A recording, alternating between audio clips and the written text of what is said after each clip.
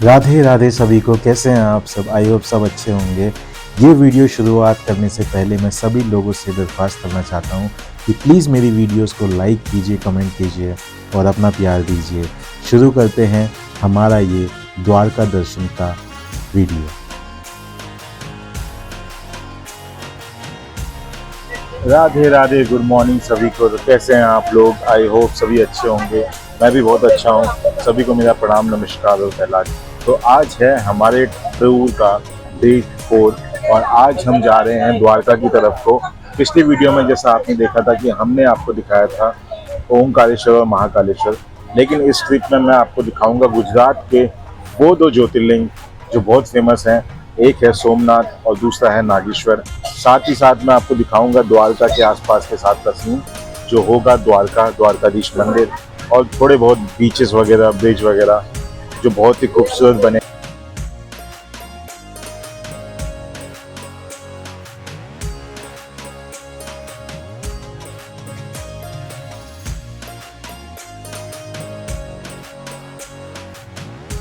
तो सभी को मैं बताना चाहता हूँ कि अब हम द्वारका पहुँच चुके हैं। आज है हमारे टूर का डे 4 और डे 4 में हम द्वारका में अपना डेस्टिनेशन ले चुके हैं। अब डे 5 में हमारा पूरा द्वारका दर्शन होगा, जिसमें हम बहुत सारी चीज़ें करेंगे, लाइक जो जैसे द्वारका दर्शन, द्वारकाधीश मंदिर और बेट द्वारका।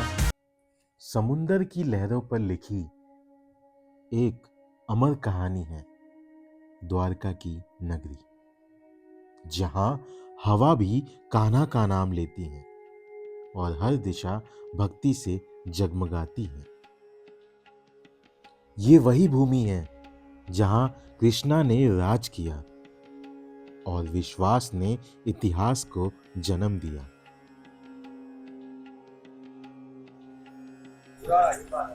तो ये है हमारा आज का होटल जहाँ पे हम स्टे करेंगे। बहुत खूबसूरत लग रहा है बाहर से, तो अंदर से भी अच्छा ही होगा देख के।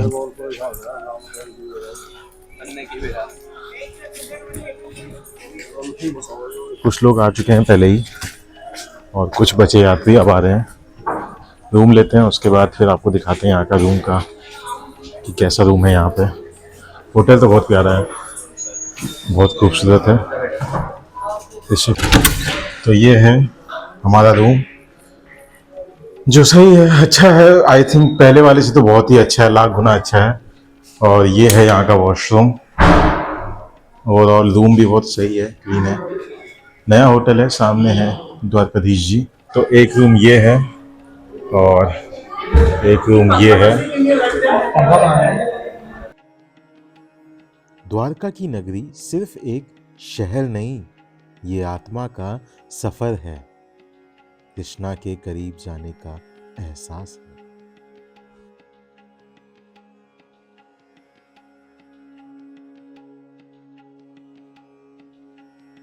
तो सुबह के बज रहे हैं लगभग 6 और अभी हम जा रहे हैं नाश्ता करने, क्योंकि वहीं पर बस आएगी हमारी। द्वारका से थोड़ी दूर शांति के बीच बसा है रुक्मणी देवी मंदिर। माता रुक्मणी श्री कृष्ण की अर्धांगिनी का पवित्र स्थान। ये मंदिर प्रेम, समर्पण और मर्यादा का प्रतीक है। तो मंदिर जो है वो थोड़े से ही उस एरिया में है, लेकिन बहुत प्यारा, बहुत खूबसूरत, बहुत सुंदर आकृति में बना हुआ है। यहाँ आकर सिर्फ दर्शन नहीं होते, दिल को सुकून मिलता है। कहा जाता है कि बिना रुक्मणी देवी के दर्शन के द्वारकाधीश यात्रा अधूरी रह जाती है। ये जगह यादों से ज्यादा मन को छू जाने वाली है। रुक्मणी देवी मंदिर दर्शन के बाद हम निकलते हैं नागेश्वर ज्योतिर्लिंग। द्वारका के पास शांति और शक्ति के बीच स्थित है नागेश्वर ज्योतिर्लिंग, भगवान शिव के 12 ज्योतिर्लिंगों में एक। ये स्थान रक्षा, विश्वास और भक्ति का प्रतीक माना जाता है। तो अब हम जा रहे हैं नागेश्वर मंदिर के अंदर दर्शन करने और भीड़ बहुत ज़्यादा है, क्योंकि ये वन ऑफ द ज्योतिर्लिंग में आता है, 12 ज्योतिर्लिंग में से।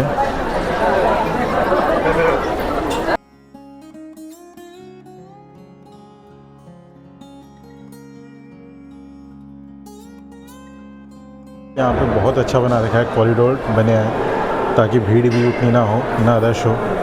प्रॉपर तरीके से बना रखा है, प्रॉपर दर्शन के लिए। वहाँ पे है ठीक महादेव मंदिर। कहा जाता है कि नागेश्वर के दर्शन से भय दूर होता है और बल मिलता है। ये जगह सिर्फ मंदिर नहीं, ये शिव के साथ जुड़ने का एक दिव्य अनुभव है।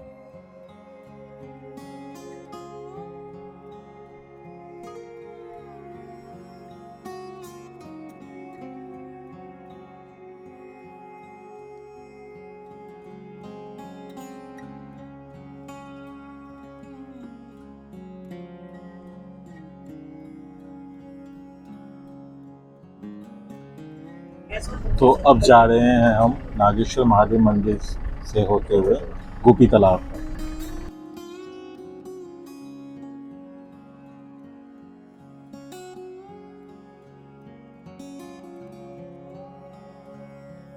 तो पहुंच चुके हैं अब हम गोपी तालाब के वहाँ पे। थोड़ा यहाँ बैठते हैं, फिर हमारा जो अगला होगा वो शायद से भेड़ द्वारका ही होगा।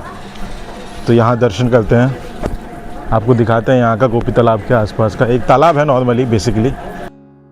कहा जाता है कि यहाँ की मिट्टी में प्रेम, भक्ति और विरह की कहानी बसी हुई है। भक्त इस मिट्टी को तिलक के रूप में लगाते हैं, जो कृष्ण भक्ति का प्रतीक है। गोपी तालाब द्वारका यात्रा का एक शांत और भावनात्मक पड़ाव है, जहाँ आकर मन अपने आप ही कृष्ण में लीन हो जाता है। गोपी तालाब।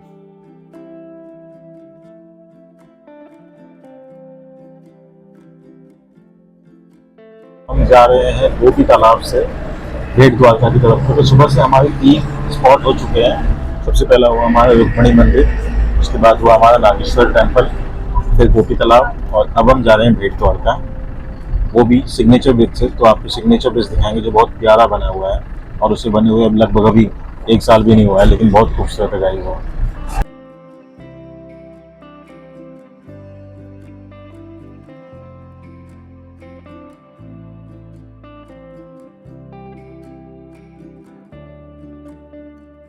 तो हमारी यात्रा का चौथा स्पॉट जो था वो था भेड़ द्वारका, और उसी में बसा है सोने की द्वारका, जहाँ पे श्री कृष्ण की अद्भुत लीलाओं का दर्शन होता है।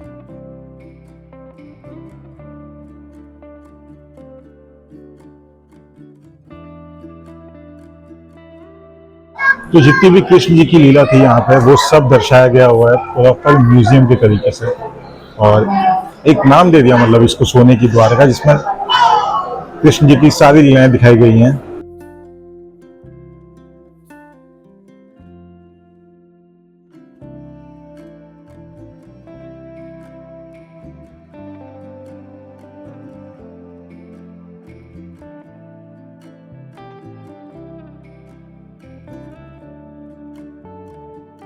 तो ये हमारा ज्योतिर्लिंग त्र्यंबकेश्वर, यहाँ जाना बाकी हमारा।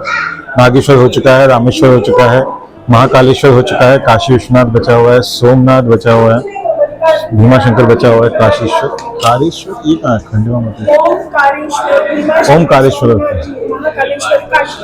वैद्यनाथ झारखंड ये बचा हुआ है, मल्लिकार्जुन हो गया है, केदारनाथ हो गया है, और घुश्मेश्वर औरंगाबाद ये बचा हुआ है। भेड़ द्वारका दर्शन करने के बाद हम निकलते हैं शिवराजपुर बीच, जो द्वारका में बहुत ही प्रख्यात बीच है। तो अब हम पहुंच चुके हैं शिवराजपुर बीच। हमने जो भेड़ द्वारका का था वहाँ के चारों जो स्पॉट थे वो कवर किए। अब शिवराजपुर बीच में थोड़े बहुत देखते हैं यहाँ पे क्या है, थोड़ा घूमते हैं यहाँ पे, फिर यहाँ से जाएंगे भट्टालेश्वर मंदिर। यहीं से जाते हैं बीच की तरफ को, लेकिन पहले टिकट है 30 रुपये टिकट विंडो शिवराजपुर बीच। तो अगर आपको बीच में जाना है तो वहाँ के लिए टिकट होती है 30 रुपीज़ पर टिकट पड़ती है। टिकट लेते हैं, फिर आगे को चलते हैं, आगे दिखाते हैं बीच का नज़ारा। द्वारका के पास स्थित शिवराजपुर बीच नीले पानी और सफ़ेद रेत के लिए मशहूर है। ये गुजरात का पहला ब्लू फ्लैग सर्टिफाइड बीच है, जो सफाई और सुरक्षा का प्रतीक माना जाता है। यहाँ की शांत लहरें, खुली हवा और सनसेट के नज़ारे अद्भुत होते हैं। शिवराजपुर बीच मंदिरों की भक्ति के बाद नेचर के साथ वक्त बिताने की परफेक्ट जगह है। ये है हमारा आखिरी स्पॉट, जो है बटकेश्वर महादेव। बोला भी नहीं जा रहा, बटकेश्वर महादेव। और यहाँ पे प्यारा सनसेट भी होता है, वो भी मैं आपको दिखाऊंगा। लेकिन मेरे ठीक सामने बहुत खूबसूरत से शिवलिंग महादेव बैठे हुए हैं, आपको दिख रहे होंगे, वो हैं। पास जाके दिखाऊंगा मैं आपको थोड़ी देर। तो यहाँ पे आके आपको ऊँट की सवारी भी मिलेगी। अगर आप ऊँट की सवारी करना चाहते हो तो ऊँट की सवारी भी करने को मिलेगी। बहुत सारे यहाँ पे स्पॉट्स हैं, ये बच्चों के लिए खेलने के लिए भी स्पॉट्स हैं। और यहाँ पे प्यारा सा व्यू आपको दिख ही रहा होगा। इसको मैं कैप्चर करूँगा थोड़ी देर में ड्रोन शॉट में। और सनसेट भी होने वाला है, बहुत खूबसूरत लगेगा यहाँ से, देखेंगे थोड़ी देर में। तब तक दर्शन करके आते हैं। तो अभी मैंने आपको दूर से शिवलिंग भी दिखाए थे, क्योंकि सूरज की वजह से उतना दिख नहीं रहा है, क्योंकि अंधेरा हो रहा है। सामने से लाइट आ रही है तो आपको प्रॉपर दिखेगा नहीं। मैं उस तरफ से आपको दिखाने की कोशिश करूँगा। अभी यहाँ से कुछ इस प्रकार आ रहा है गाइस, देख सकते हैं। द्वारका के समुंदर के किनारे बसा ये पवित्र स्थल है भटकेश्वर महादेव। कहते हैं कि यहीं भगवान शिव स्वयं स्थित हैं और लहरों के बीच उभरता ये शिवलिंग प्रकृति और भक्ति का अद्भुत संगम दिखाता है। समुंदर की लहरें शिवलिंग को स्पर्श करती हैं तो लगता है जैसे महादेव स्वयं जल अभिषेक कर रहे हैं। ये स्थल शांति, श्रद्धा और शिव भक्ति का जीवंत प्रतीक है। भटकेश्वर महादेव।